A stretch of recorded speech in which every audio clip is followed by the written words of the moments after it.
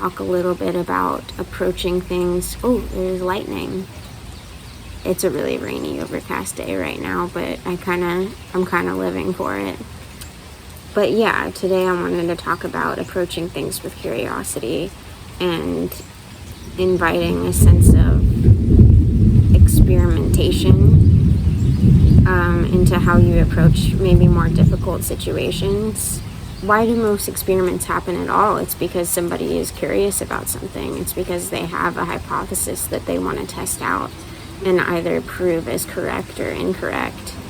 And I have a pretty science-y inclined mind. I like to think of things in a logical, scientific, more objective way. I find that that's really helpful to me. So finding out what the results of a certain thing would be does appeal to my more curious mind.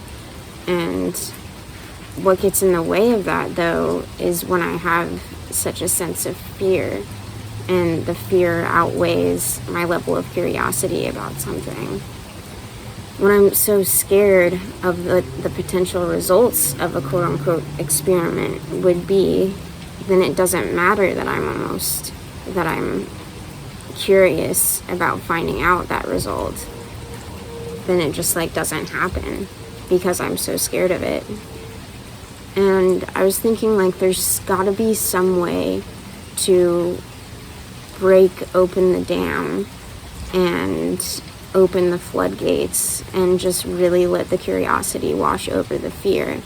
So being more curious about what would happen if you try a certain thing than you are scared of failure, essentially, or scared of the worst case scenario. So I'm speaking in a pretty abstract way, so let me put this into a little bit more context.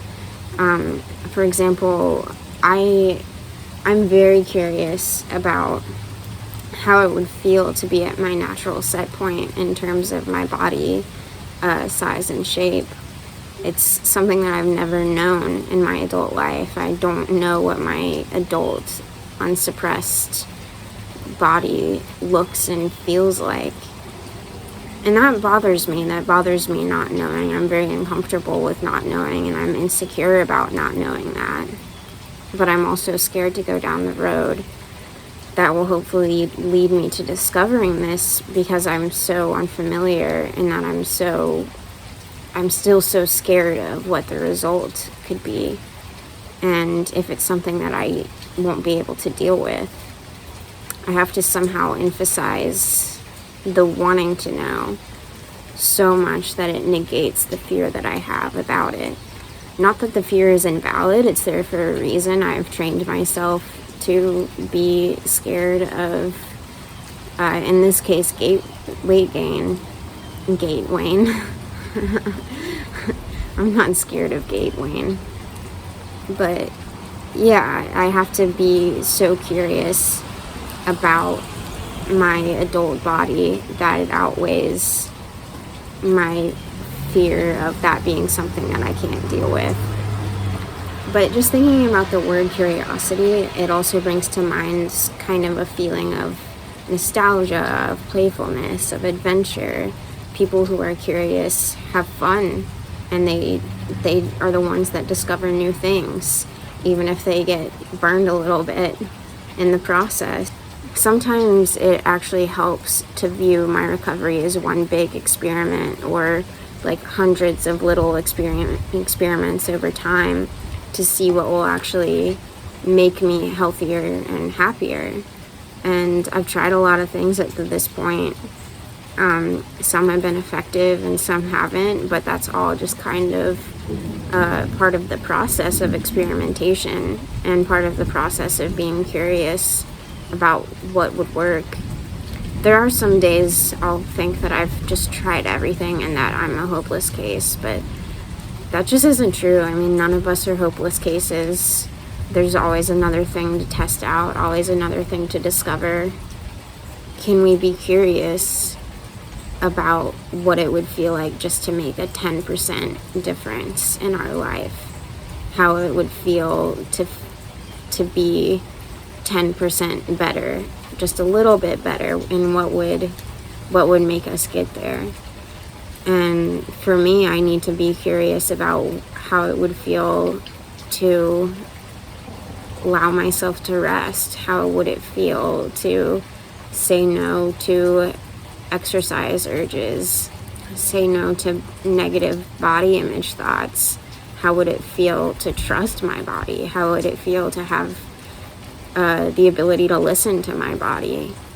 All of those things are things that I could be curious about, and that could drive my recovery forward rather than feeling like I have to do X, Y, and Z, or I should be doing X, Y, and Z.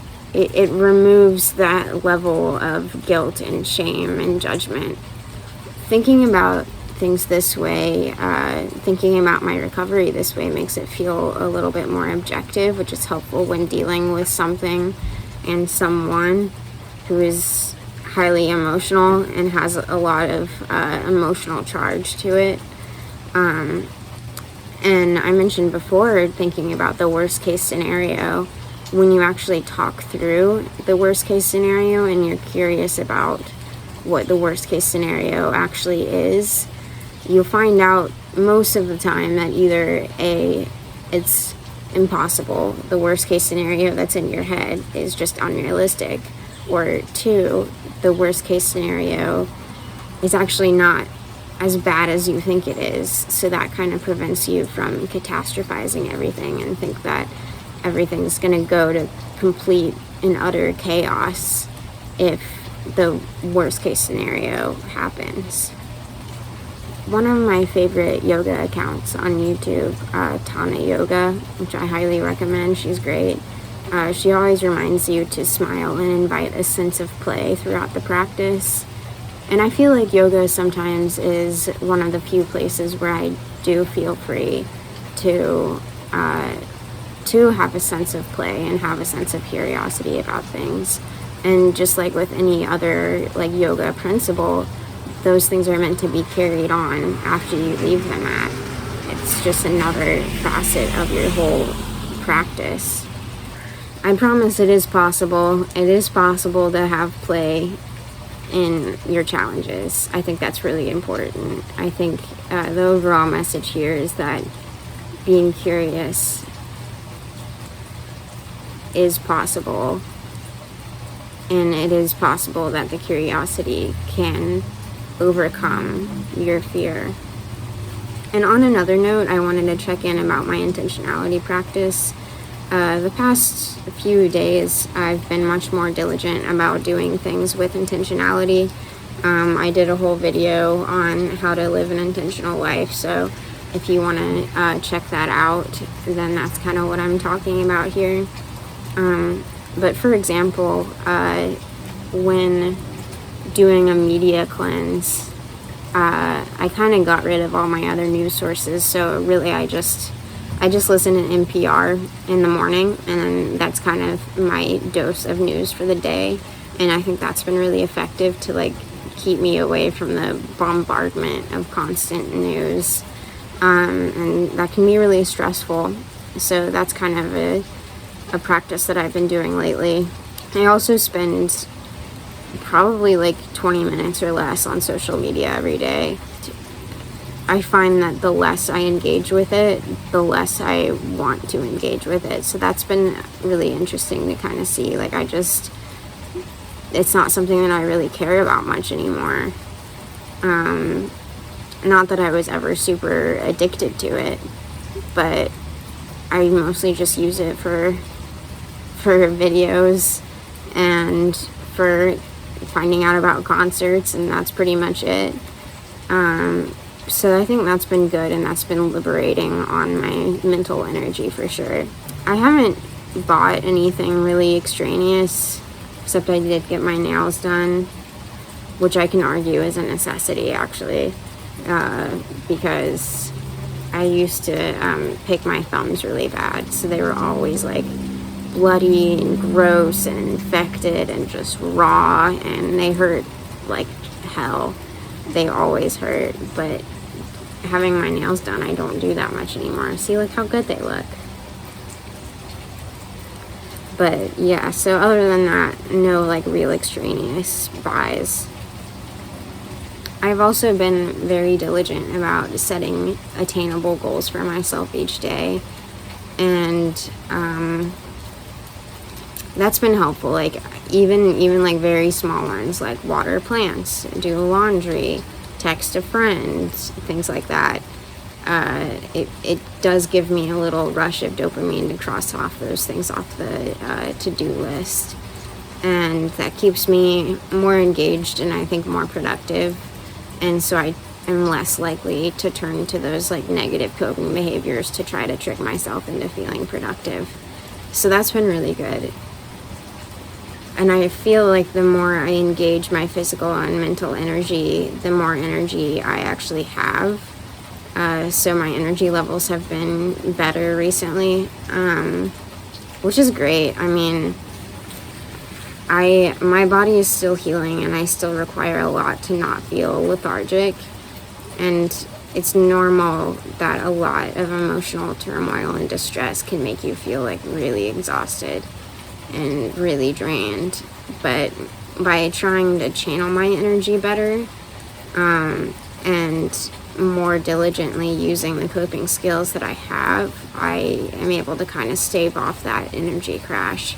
And that feels really good. I mean, that's huge, because I was, when I'm tired, it just causes this whole spiral. When I'm tired and unengaged, it causes a really negative spiral, and that's a really dangerous place to be for me. So yeah, that's a quick spiel on the power of curiosity, and also kind of an update to see how my intentionality challenge is going. Maybe I should come up with a cool name for my intentionality practice, like